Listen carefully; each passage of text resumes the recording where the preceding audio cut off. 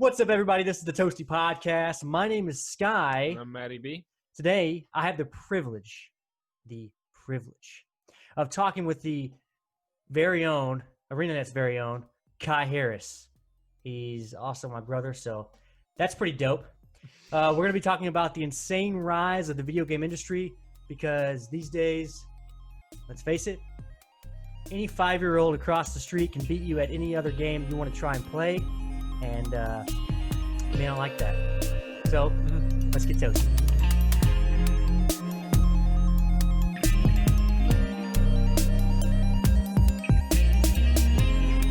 I can have a Zoom disclaimer as well now.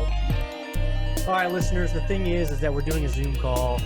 With that, it means there could be dropouts, there could be cutouts, there could be any other kind of out you can think of. I will have to edit that out. I'm sorry. So you might miss some juicy deets. But hey, let's begin. So welcome to the Toasty Podcast, Kye. Thanks for having me. I'm glad you made it on. Really, I am. Yeah. Really heartfelt there. So anyway, really the main thing is, what is the day in the life of a producer at a video game company? Yeah, so I work at ArenaNet. I'm a senior producer there, working on Guild Wars 2.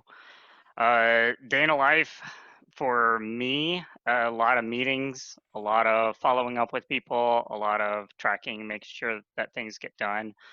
For those who may not know what a producer does exactly is we're kind of the glue or kind of the nucleus that everything else swirls around.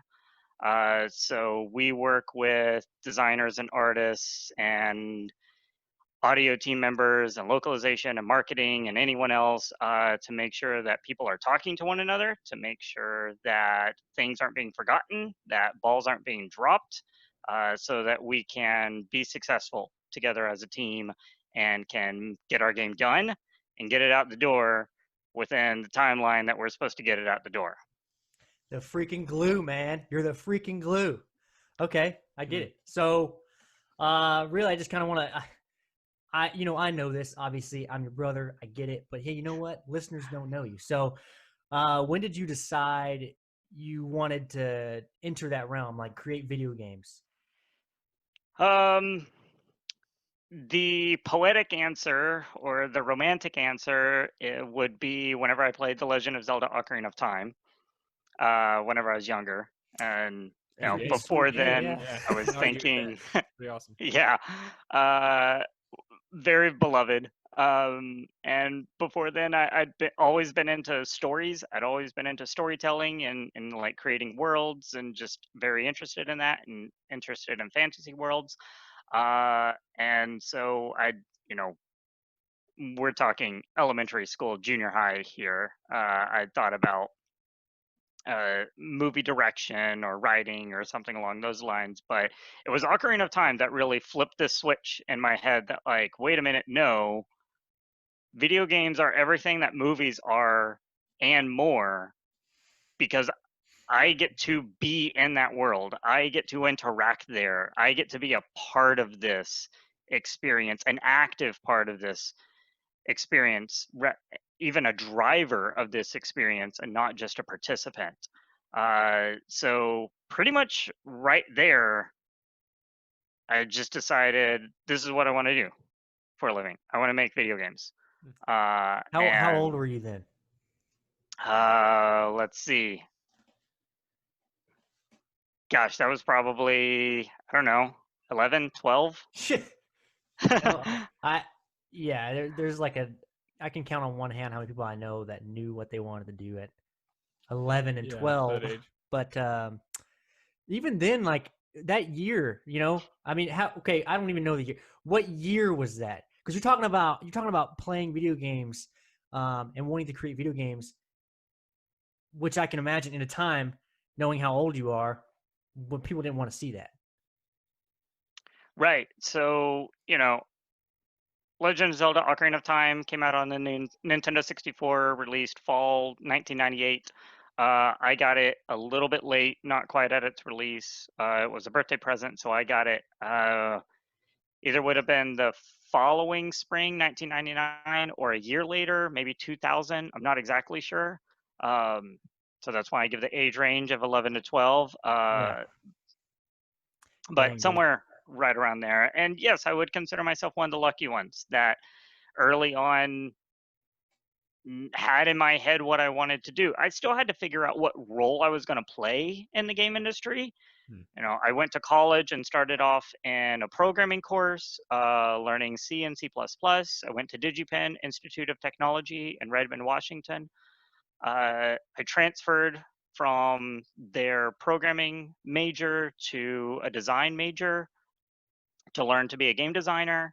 But then I entered the industry as an associate producer and fell in love Dude, with production. when life hands you limits, And huh? yeah, and never.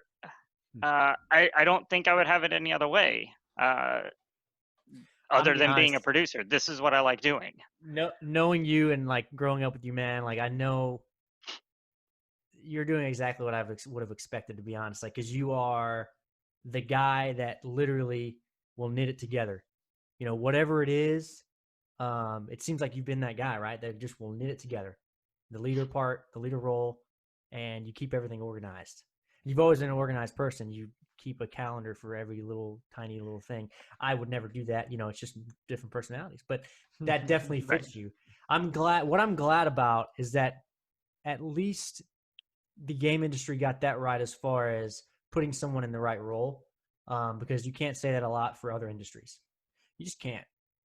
The one thing I would say now is, how has that changed? How has the industry changed since that first, associate producer job?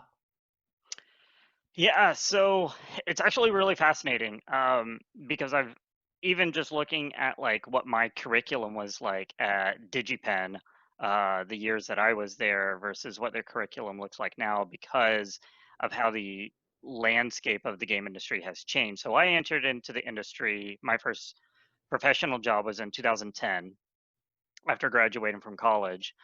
Um, Oh crap, that's 10 years. I've been telling 10 people, years ago. dude, 8 years. This guy was in it 8 years, blah blah. Blah. Dang, dude, a Yeah. freaking So decade. I've been doing video game Decade. production for 10 years now.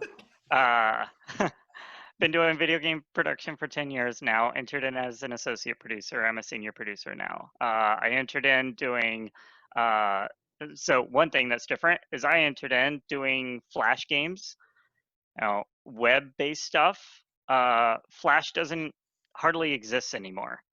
Freaking Google Chrome's Uh, trying to kick me off of that crap, dude. Like, hey, get off Flash. We're not accepting it anymore. Like, oh my god, right. wow, Like it's hardly supported by browsers it's anymore. crazy. So that's one thing that's different is platforms look entirely different. When you think back to 2010, so the first iPhone came out in 2007. The iPhone Yeah. 3G, which I think is even more important, came out in 2008. Mm-hmm. Uh-oh. But Okay. yeah, I was it afraid gets that I was kind of glitchy losing every my once in a connection while. here. So the iPhone 3G came out in 2008, which I think is even more significant than the iPhone because that gave you the constant internet connection. And so there you start getting apps and you start getting an influx of new casual games or new bite-sized games Mm-hmm. for a very different audience than the PlayStation 2, the Xbox, the Nintendo GameCube, the Xbox 360, the PlayStation 3 were offering. Yeah. Also, Facebook launches in 2006.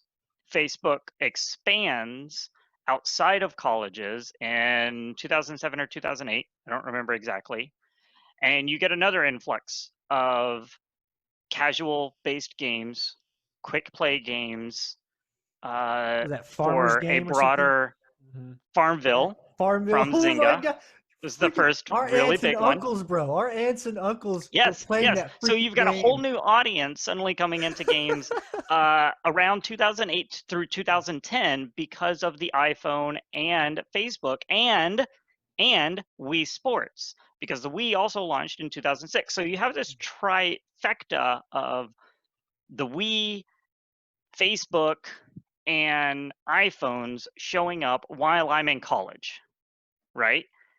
And so by the time I get out of college, the market is starting to change and starting to wrestle with this new place that it's in, because not only do you now have a very different audience, because it's no longer this very vertical slice of 14 to 36-year-old males who are playing video games That's so true. primarily, Yeah. like, and I'm not trying to stereotype and say that No, girls don't play video games, other people don't. I'm saying, like, the demographic, the primary demographic that is being marketed that to was it. That was it. Yeah. is your 14 to 32, 35, 36-year-old male, Right. primarily. Obviously, there were some things on the outliers. The Nintendo DS had started expanding into other directions with Brain Age and Nintendogs and things like that. You can go and read and listen to all sorts of interviews from Reggie Fils-Aimé or Shuei Yoshida or others about, what the landscape I'll try to throw looks some like. links in the show notes of that crap. We'll see if I can remember it after this. So Sure, and I can help you out with any of that. awesome. But anyway, also what you get is you suddenly have these free games that are available online, like Facebook. I don't have to pay anything for that, but I can. And so now you have this new market idea of, which really harkens back to the arcade days of, how do we get people to keep paying small amounts of money over a long Dude, period of freaking time. old school microtransactions. That's what that is. Yeah. Yeah, that's what arcade games were. Yeah. That's what arcade games were. They were designed as quarter munchers. They were Yeah. Quarter munchers. balanced so that they would be difficult, so that you would feel like you're always making progress, but you're always losing and you always have to put more quarters in.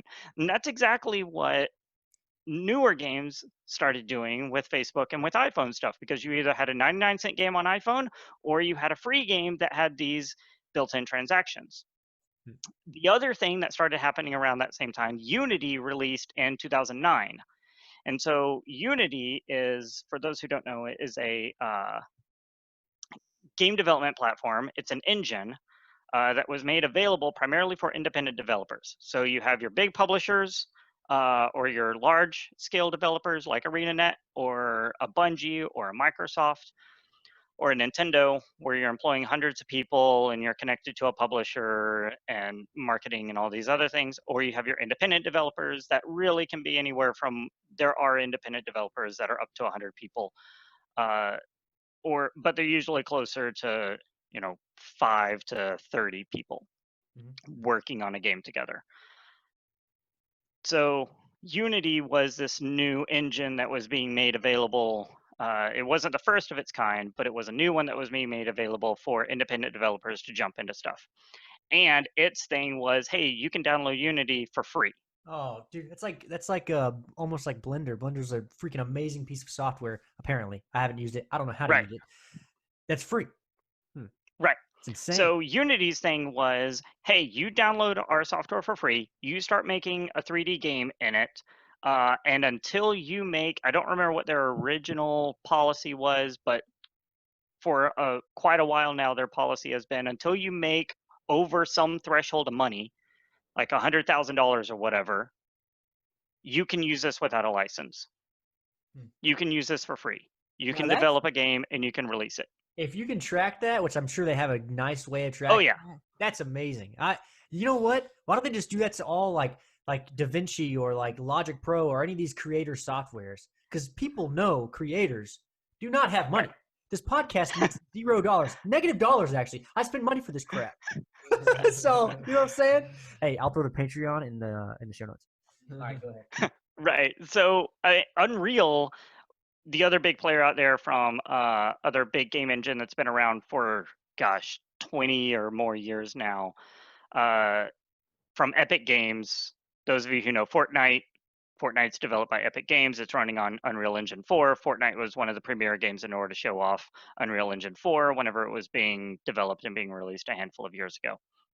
So Unreal was the big competitor and was the thing.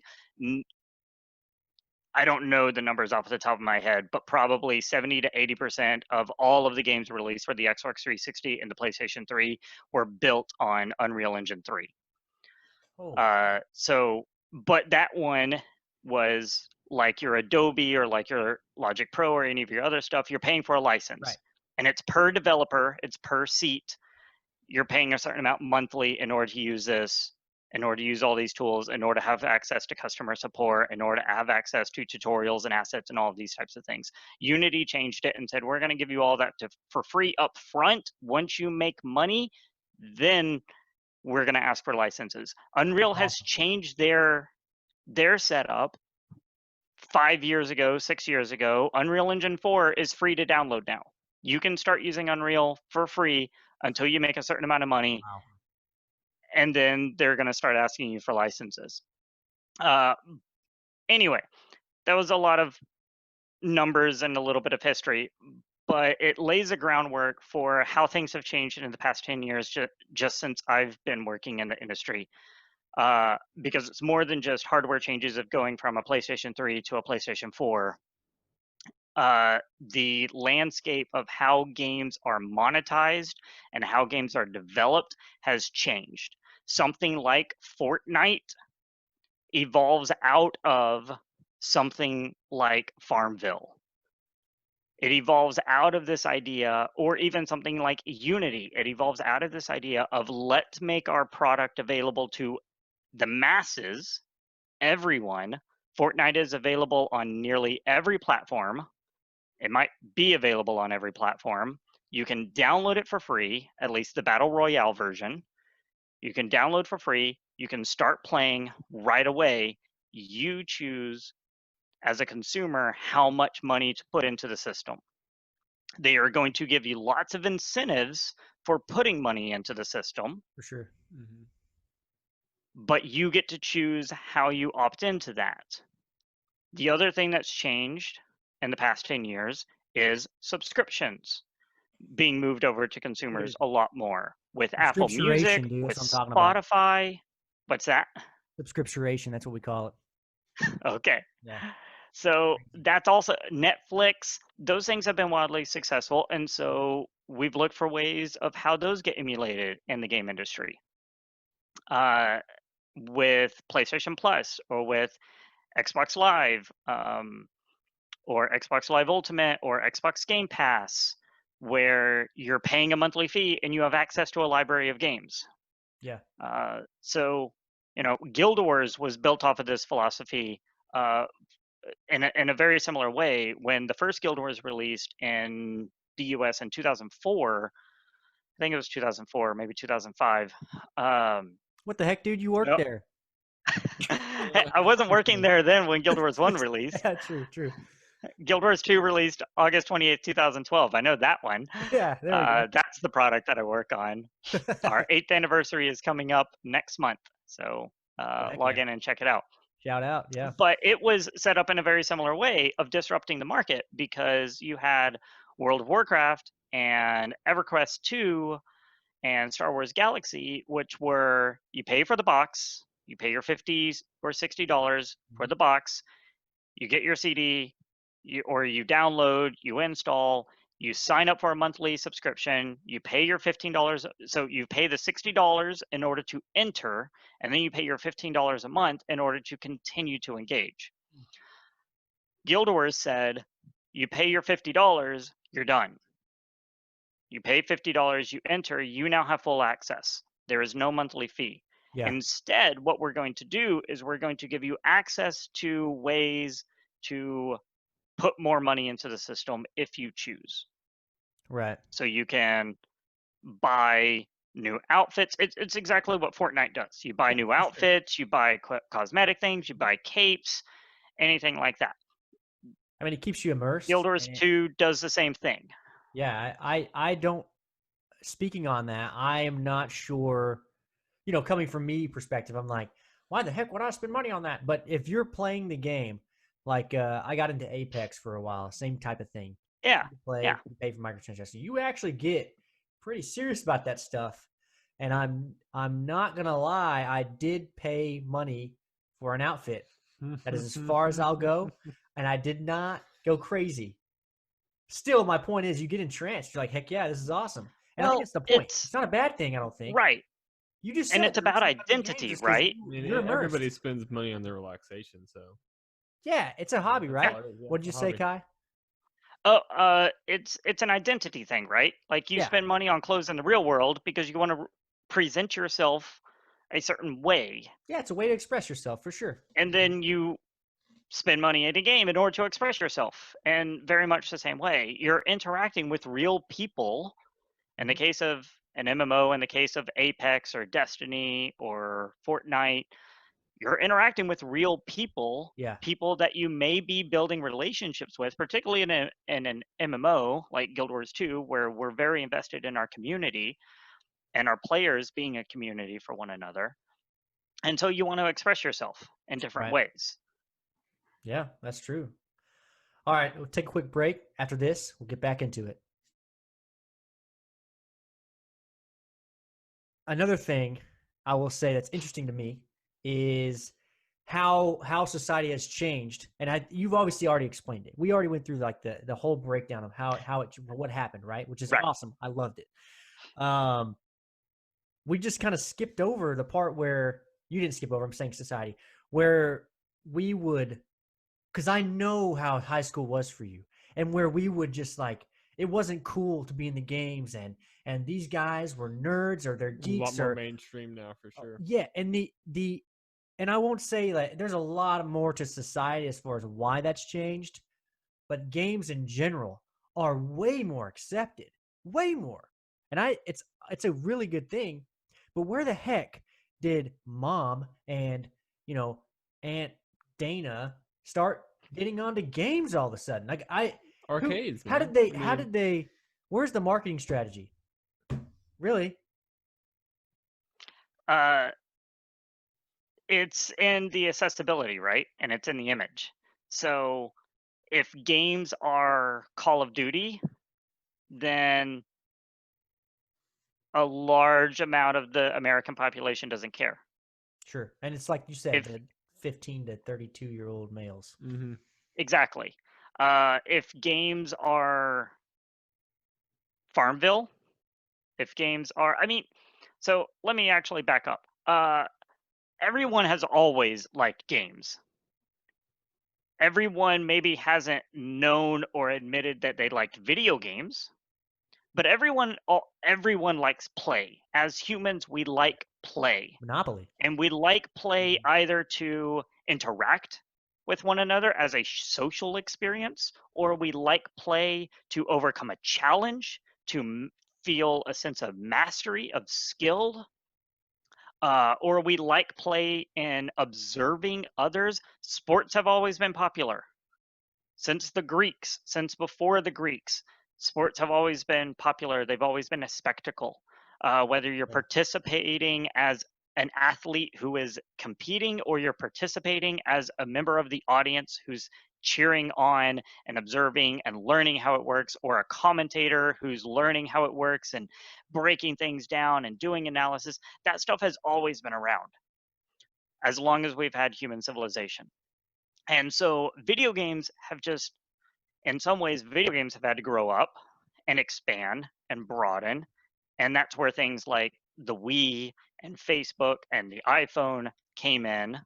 And I'm not saying that it was only those three things, but I'm using those three as examples. Sure. Yeah. Or even the Nintendo DS with, I mentioned Brain Age and Nintendogs, where, Right. oh, suddenly I've got a game that is about teaching me,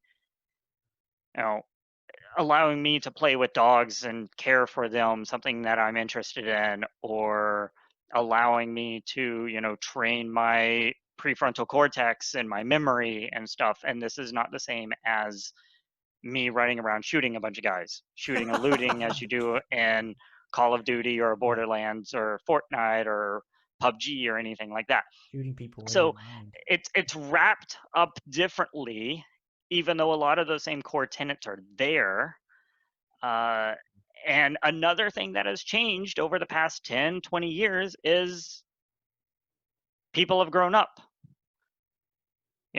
The kids who were the people who were kids when the NES came out in the 80s are now adults who are now business owners or floor managers, or some of them getting into the age of being politicians. Like, you Yeah. grow up.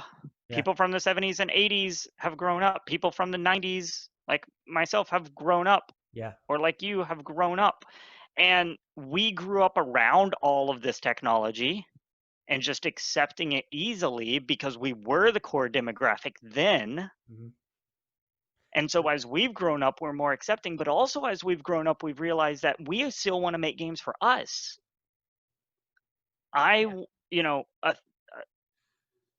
You started this thing off saying like the 5-year-old across the street can beat you at any game. Sure. Yeah. And in a lot of ways, that sentiment can be true.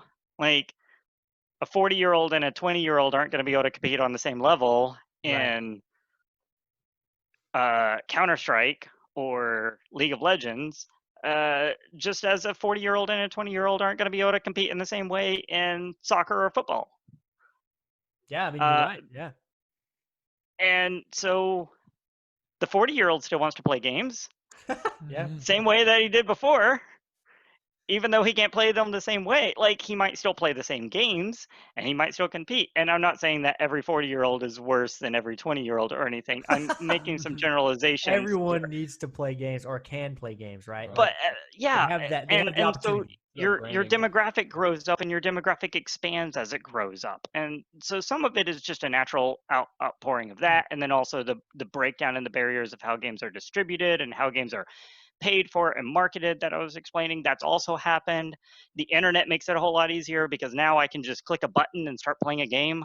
I don't have to go to a very special store like Best Buy or GameStop and look at a whole bunch of box art and plop down $60 or $50 on something that I don't know what this is. Yeah. There's a guy never with know. a sword and a girl with a bikini on the cover. What? Am I going to like this? What's going on? Yeah. Right? Or RuneScape, dude. Remember that? Huh? Yeah. Yeah, Like, and dude. you look at it, and then Freaking also awesome. to that point, graphical fidelity has gotten better, so that you have so many more art styles that are available to us. Yeah. And we've grown beyond just chasing photorealism, that now we have the technology. If you could dream it, you can make a game out of it. Anything that you can imagine, you can make a game out of. We can do papercraft games, we can do claymation games, we can do photorealistic games, we can do cel-shaded games, we can do games that look like a Pixar movie. Like, whatever you come up with, So we can basically, make it. the more it grows, the more the gaming industry grows, the more it is for everyone. Right. And so you can appeal to everyone. Yeah. Well, I'll move it into essentially I want to kind of talk about more about your studio, really. What makes I don't know. In that, so I read the interviews and the publication by PC Gamer, right? It was about PC Gamer. Yes. Okay. Most recently about working from home. Did it mention the size or whatever? What essentially, I'm just trying to get down to this. What makes a AAA studio? Everyone's always throwing that out there. AAA, AAA, Sure. AAA. What's a double A? What's an A? What's a B? You know? Well, have you ever heard the term of a B movie? Yeah, I actually have heard that term. Okay. Yes. So Matt's nodding. So what's a B movie? There you go. It's just a low budget film, essentially. Or Okay. one that doesn't quite do as well in theaters as expected. Perhaps a flop. Right. Typically Right. low budget film. But might still be a cult hit or something along those lines. So AAA refers to its budget. Okay. I got you. Primarily. Okay. Your So AAA no matter game how studios, big you are, you could be a AAA studio. Is that what you're saying? Yes. That's where personally I find some of the monikers that get tossed around, particularly around like independent game development or indies, being a little misleading. They were maybe more helpful 6 to 12 years ago than they are now, because being an independent developer simply means that you're, in my opinion, that you're self-publishing, which I don't even know if that's necessarily accurate anymore because there are a lot of independent developers. There are a lot of independent publishers who work with independent developers in order to publish their stuff. But you're not owned by anyone. You're not tied into a very specific contract where, like, oh, we are owned by Sony, and so we're always making stuff for Sony or anything like that. Or we're a large international publisher like Ubisoft, where we're making games for all different platforms, but we've got $1 billion budget or something. CD Projekt Red, the creators of The Witcher 3, upcoming Cyberpunk 2077, they're an independent developer. They make they are their own studio. Wow. They don't work with other publishers. They publish their own stuff. They make AAA games. I was about The to say, Witcher it's 3 is gotta a be. AAA game. The Witcher 3 is right. so well known. Yeah, my fiance Right. plays that game. Yeah. She's playing it right now, I bet you. That's awesome. So that's a AAA game. So it's really just a qualification of budget, in the same way that you would talk about a blockbuster film, which Yeah. I guess a blockbuster film is trying to say that it makes a certain amount of money in the box office, but it also suggests a certain budget that's being put into it, either both behind the production of it, of Mhm. building it, and the marketing of it, of how we're presenting it to consumers, Right. 'Cause all and those how things many people we're are trying to budget. get in. Yeah. Yeah. So it's all about just how much money goes into things. Gotcha. So you're talking a lot about publishers and developers, and what you're saying, I guess, is it similar to like a book? Like you. Yep. It is. Okay. Now, one thing I'll ask though is when you write a book, don't you go and seek out the publisher? Unless you already have a deal, Okay. there are going to be authors who have a very specific deal. Like J.K. Rowling didn't seek out a new publisher with every Harry Potter book. Sure. I get it. So but what I'm going for is, who's your publisher? As ArenaNet, who's the publisher?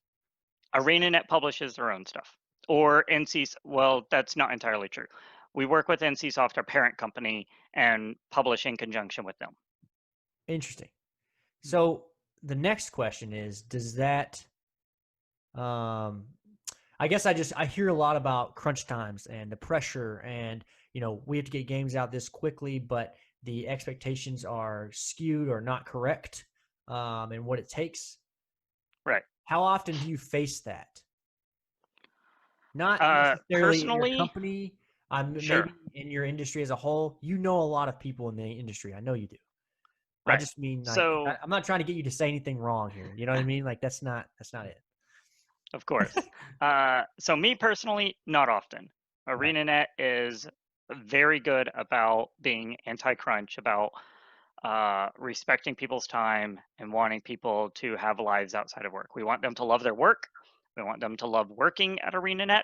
We want them to put in a fantastic 40 hours and then go home. Do you have job openings right now? Or? Do your own thing. We do. You can check out arenanet.net/careers.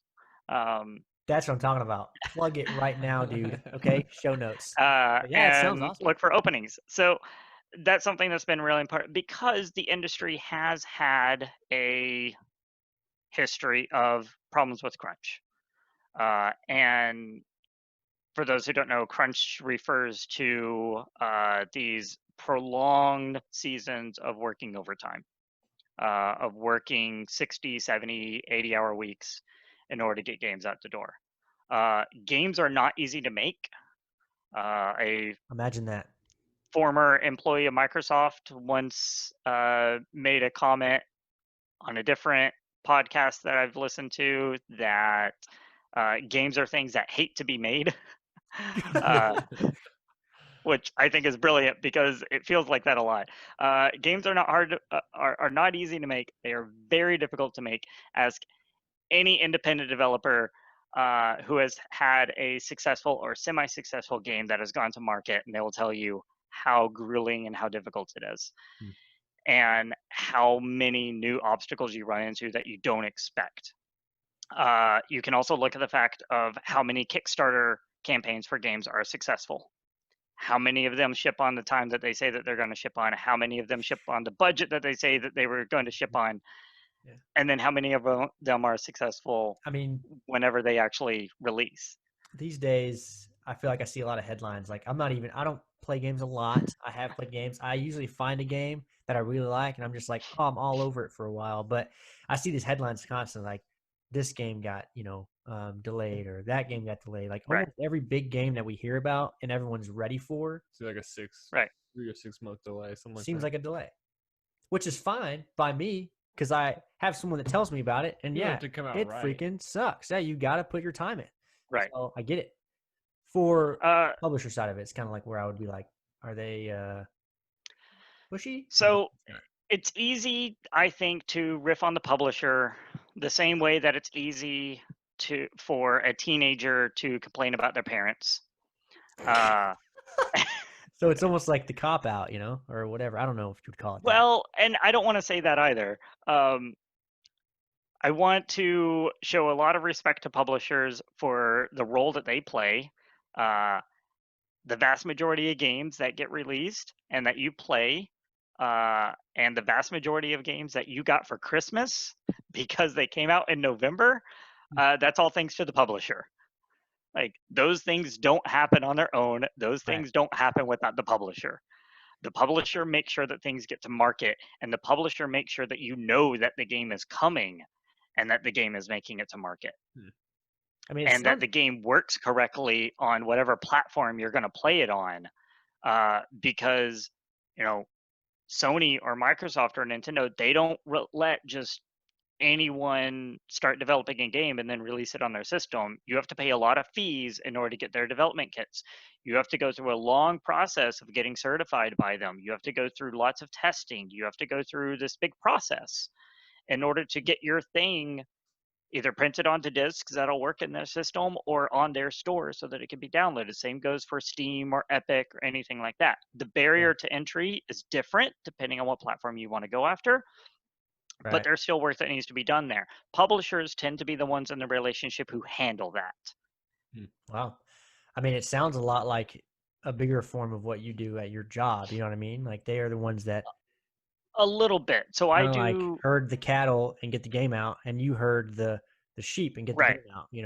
Yeah, very kind of similar. And so publishers, they have the pressure of also watching the budget because they're the ones who are paying for all of this, and they're paying for the marketing dollars and for negotiating all the deals with Sony or Nintendo or Microsoft in order to make sure that the thing gets released and stuff like that and they're the ones who are looking and saying, okay, we really want to make sure that this thing gets out before Christmas, or we really want to make sure that this thing is available at launch with the new system because that's what consumers are looking for.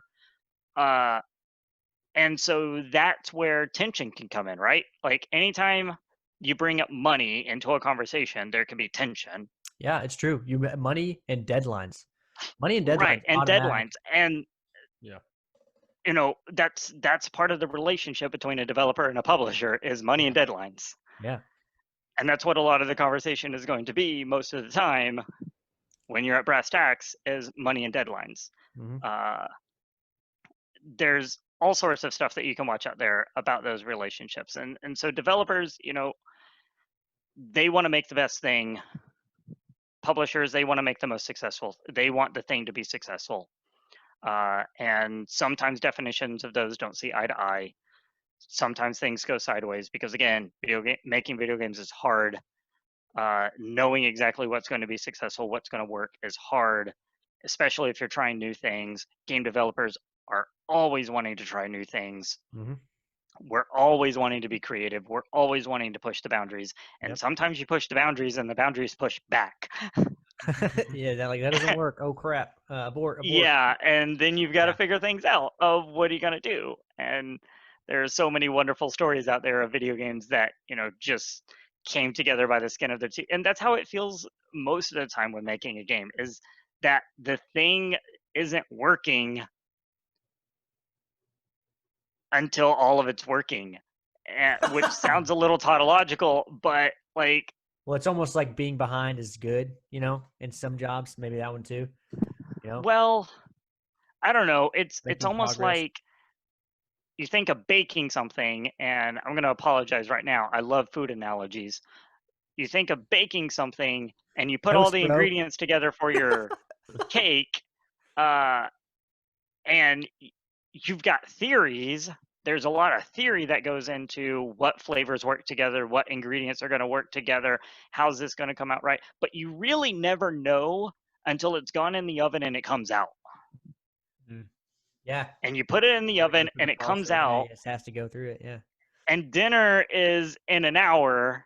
And wait a minute, this didn't work. Right. And now you got to figure something, Okay. All right. Yeah. we got to find a different icing. We got to find, or this piece wasn't ready, or whatever it is. So you're having to work through those problems. And so it's a little bit like that of you. It's not until all the ingredients are together until you really know that, like, yep, this is the thing. Yeah. There's a lot of faith that goes into it up until that point of like, okay, I know from experience, I know from these philosophies, I know from this psychology, I know from this piece that, like, this is going to work. I know that this ingredient is good. The jumping works really well. The shooting works really well. Surely when we put them together, they're going to work great. And sometimes they don't. Or like the mounting in Guild Wars 2. I know it's a big deal now. So Yeah. I literally, one of my best friends, his wife plays Guild Wars 2 a lot. I'm talking about Haley. If you didn't know, she talked about the mounting. She's like, the mounting, that's amazing. I just started playing Guild Wars 2 after a long stint of, like a long lapse and not playing. I got back on it. It's awesome. It's great. Whole thing's changed. I'm like, that's my brother, but whatever. But so what's it, you're talking about that time where you're like putting it in the oven. You're like, okay, well, holy crap, let's see what happens. What does that look like at the office, at your studio? Are you guys scrambling around, or you know what I mean? When you guys are in the studio, I would imagine like a gamer's development studio is like the movie Grandma's Boy. That's what I think of. An old movie, I'm sorry, I everyone in actually don't beanbag even chairs. Have you never seen like cubicles? Was that a B-rated film? You've never seen Grandma's Boy? No. Oh man, come on. I haven't either, but I can tell you most depictions of what game development looks like are entirely wrong. That's all right. Actually, if you really want to know what it looks like behind the curtain, there are two different resources out there for you. One, there's a group on YouTube called No Clip, and they do documentaries on video games that have been released and what their development looked like. Check them out. They have some good stuff. I don't know. That sounds awesome. I kind of want to do that. There's some really great things out there. There is also when Double Fine put together their Kickstarter game, Double Fine Adventure, which turned into, oh shoot, I'm forgetting the name. But their new adventure game that they did on Kickstarter, as part of that, they actually filmed the entire development process and released it as a documentary. That's awesome. I think called the Double Fine Adventure documentary or something like that. Yeah, you can find it low quality on YouTube, or you can buy it high quality HD. Oh, that's the way to Blu-ray. do it. Buy the high quality version and check it out. But they're really good peeks behind the curtain into what this looks like. So some of them are cubicles and stuff. What's that? You guys do that at ArenaNet? Do you guys ever have a film crew come in, or somebody filming some stuff? We don't. What we do is we do guild chats every other Friday. We have a guild chat where we have members of the development team come and talk about something. Particularly whenever we release new episodes. So Guild Wars 2 does episodic content as part of Guild Wars 2 Living World, where we release a new episode every 2 to 3 months. Our most recent one was the third episode in our Icebrood saga, released in May. So you have seasons then as well? Yes, we have seasons. Okay. Right. Seasons and sagas in order to kind of group the episodes together. It's very much like a TV series. Right. Where we continue the story, we add in a new map, we give players access to new content, and if you log in whenever it releases, you get it for free, and you get to keep it forever. That's pretty cool. It's an awesome perk. Again, very much like a TV series that if you're there whenever it's airing, you get to watch it. Yeah. So after we release those, whenever we do big updates, we'll usually have some members of that development team who worked on whatever that update was on our guild chat, on our YouTube channel, to talk about some of what the experience of putting that update together was So, like. so your YouTube channel, that's Guild Chat, or what is the YouTube channel called? If you look for Guild Wars 2 on YouTube, then cool. you'll find it, and there's a guild chat playlist or channel within there. Okay, Where you cool. can find all of our past episodes. There's a lot because we've been doing this pretty regularly for the past, 6 to 8 years. I mean, it's worth it.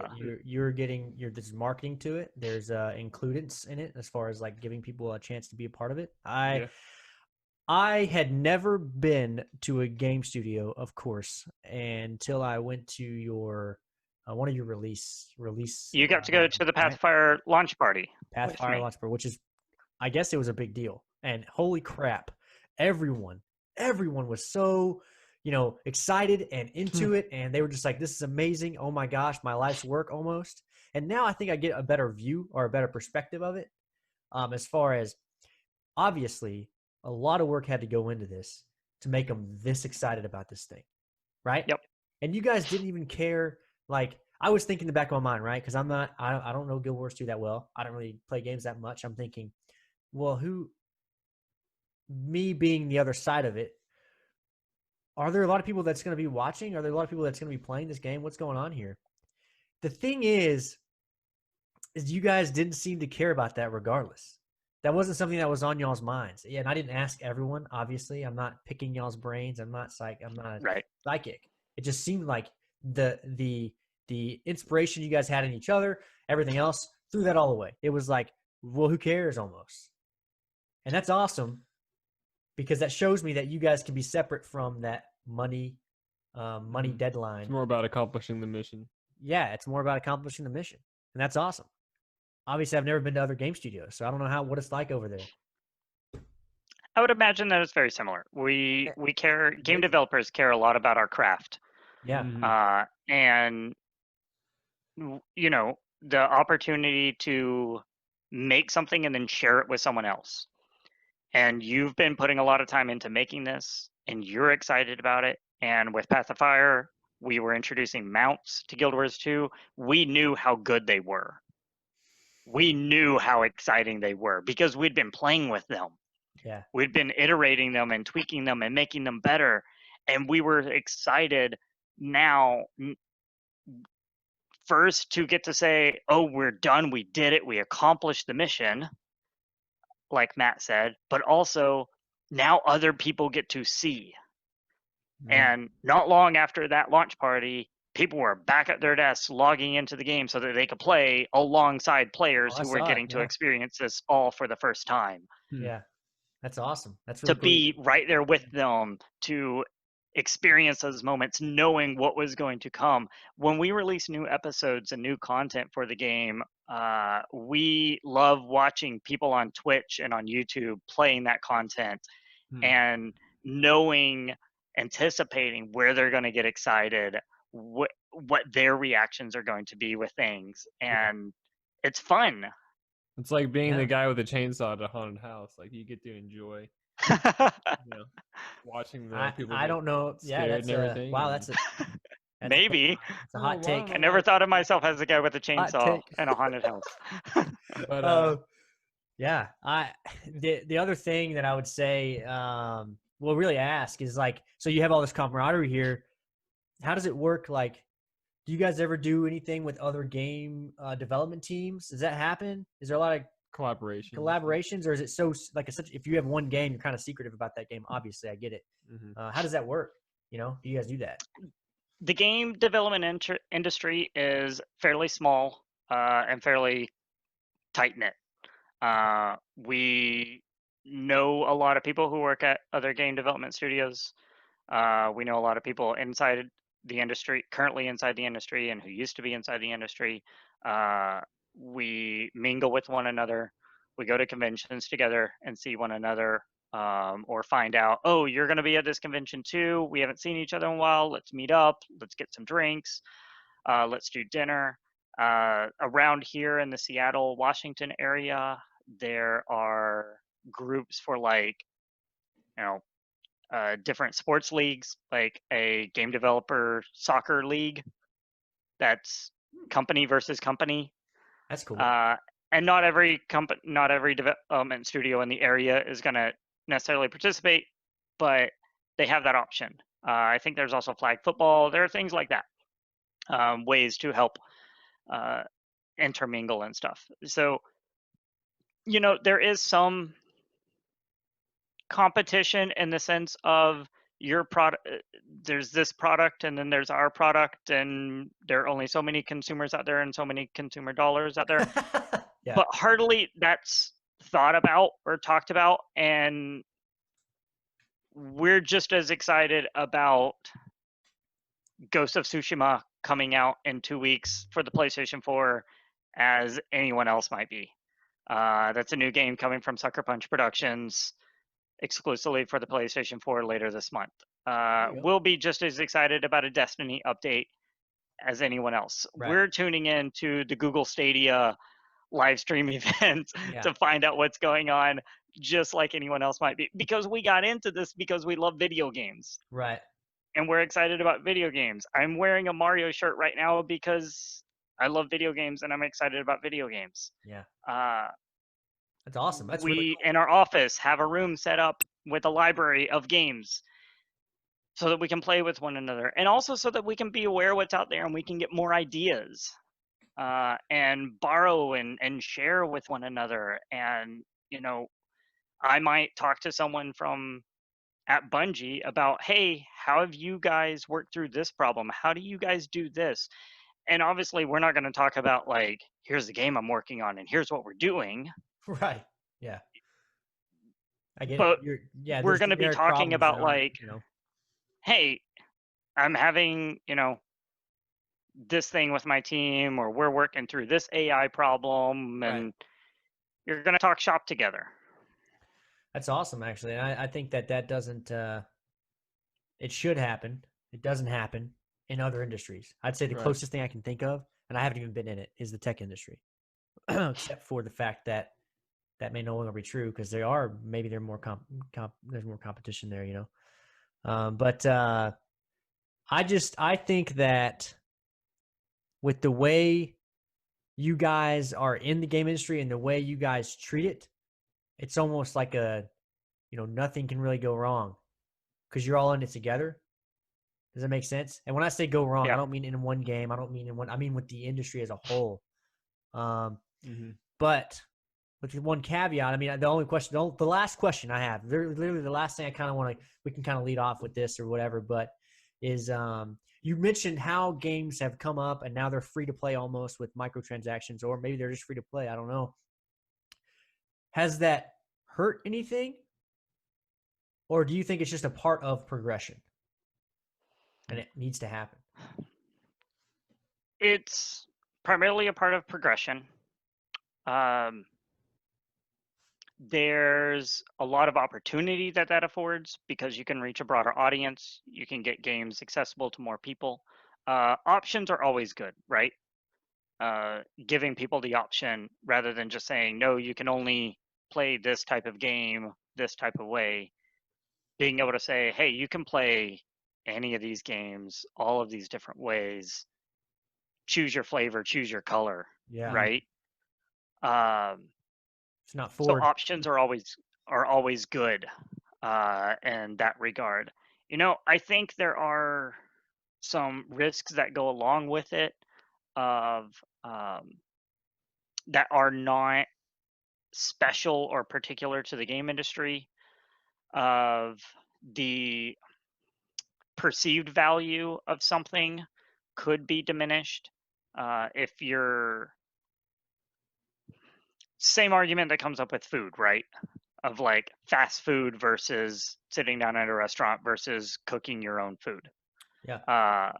And the perceived quality around those things. That may or may not be true, and I'm not going to make any sort of statements about an industry that I don't work in and that I don't know about. But there can be a perceived value there. with some consumers where, well, what makes your cheeseburger better than their cheeseburger, where I can get that one for $3 and yours is $20. Like, why would I pay $20 for a cheeseburger?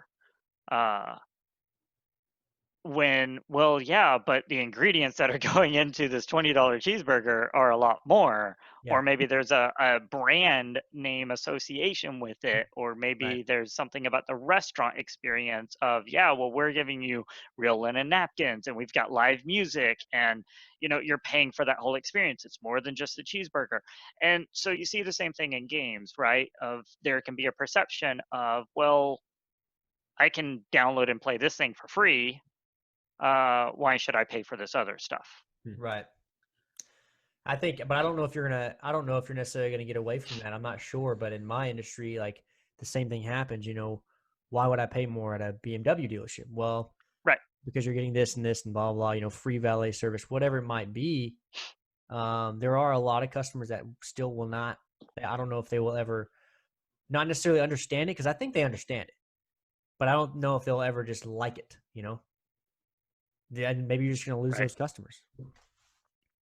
I can see that though, because I played Apex, but I ended up buying something. See, and I don't know if that's kind of flips it. I don't know if that kind of changes it, because if it was just free to play, I might end up being the guy that's like, I'm just gonna play stuff for free. Why wouldn't I? But like Little Caesar's pizza is $5. Why don't I just get that pizza? Well, it's made out of cardboard, dude. Like, what are you thinking? Or another example, I can go on the internet and I can read the news. Why do I need to subscribe to a newspaper? Because WSJ actually has a lot of good news. Anyway, sorry, that was a subjective view. But right there, there's the example, right? Well, there's a quality, there's an aspect to this, and people need to get paid, right? For what they do, particularly if they're doing it as a living. Right. And nothing's free. The first rule you learn in an economics class is 10 Stoffel. There's no such thing as a free lunch. Right. Nothing's free. Nope. Those ads that are on the blogs that you're checking out, that's in order to help pay for stuff. Mm-hmm. So it's the same thing anywhere that you go. Yeah. And I will say, that's something else that's changed. It's kind of a tangent anyway, but who cares? Ads. I run this website now, and I'm trying to do a podcast, and why do you think we have a break in the middle? Well, it's for a freaking ad, but I got to do it. You got to pay whatever. Mm-hmm. And so I get that, and I think I'm seeing a lot of the other side of it too. So I guess maybe is that kind of maybe what it takes. Maybe it takes walking in someone else's shoes for a little while. Gotta play the game. So those documentaries you mentioned are probably good for that. Let's show people. Yeah, I'm all for exposing how they work and what you're paying for. Yeah. And that's the reason I wanted to have you on the show right now. I mean, I think that you, being in it 10 years, have a really solid view of it, because you started making Daniel Tiger's Night Day, whatever app, right? It was a kid's. My first success. First success, man. And now you're making a quote unquote AAA game, right? It is AAA, right? Yep. Okay. AAA MMORPG. It's like the journey of Kye Harris, but in a developer's world, that means something, because I still to this day don't think there's a lot of it. I don't think there's a lot of people that know it. Right. Yeah. A lot of misperceptions out there. Right. It takes, and just on the economic side, and something that I like to try and mention to people, it takes, particularly for a large game like Guild Wars 2, or even like Fortnite, though it's free, or Halo, or The Legend of Zelda, hundreds of people in order to put these games together. Hundreds of people working for years in order to put these games together. Fortnite was in development for 7 years. From the time that it was announced and when it was released, which means it could have been in development for longer. I don't know the inner workings at Epic behind that game. They still have to get paid, right? Right. So you're working for 7 years, footing a bill for a game that hasn't come out yet. And these games cost hundreds of millions of dollars, upwards to hundreds of millions of dollars, tens to hundreds of millions of dollars. And then Fortnite Battle Royale, at least, you can download and play without spending a penny. Yeah. But the game itself costs. But the game itself to develop costs, we'll say, $100 million. Yeah. Actually, no. And sure, at least. If you go the more traditional route of The Legend of Zelda, and you've got, I don't know, we'll say $50 million for The Legend of Zelda. I'm kind of making up numbers here for the sake of an example. Yeah, you're good. But even if that's something like $10 million, you sell that game for $60 a box. How many boxes does it take at $60 each to reach $10 million? How many licks does it take to get to the center of Tootsie Pop, huh? Exactly. Yeah. It's but wait. The box itself costs money. I forgot about that. You need to make it. The company has to make the box. Right. And shipping to stores costs money. And the stores, they want to make money off of it also, right? Mm-hmm. Because they're the ones selling it. And this is talking purely the traditional route and not counting digital stuff, but there are very similar costs associated with even going the digital route. So you add all that up, and games are expensive. This takes a lot. Yeah. It takes a lot of work. It takes that 3 to 7 years of work in order to put this thing together to release out there, and then to watch and see, is all of that work, is all of that effort going to be worth it? Are we going to get enough paychecks or enough money so that we can keep getting paychecks for the next 3 years so that we can make a sequel, or we can the next 7 years so that we can make another game? And again, these are some generalities for the sake of an example. Not every game takes 7 years to make. Most games don't take 7 years to make. Right. Cool. That's why. Red Dead Redemption 2 probably took 10 years to make. But yeah, right. I mean, it's like a contract position all the time. That's the only way I can describe it. Because I know that it's been publicized already, so I can say this. ArenaNet's gone through some layoffs and things like that. Sure. Because it's not easy. You guys might have openings now, but what if the next season doesn't go as well or whatever? Because money matters. But what I meant earlier too is that it's amazing how even with all that on your shoulders, you still have the common goal and want to create that game. You know what I mean? Right. Is there anything else you kind of want to touch on?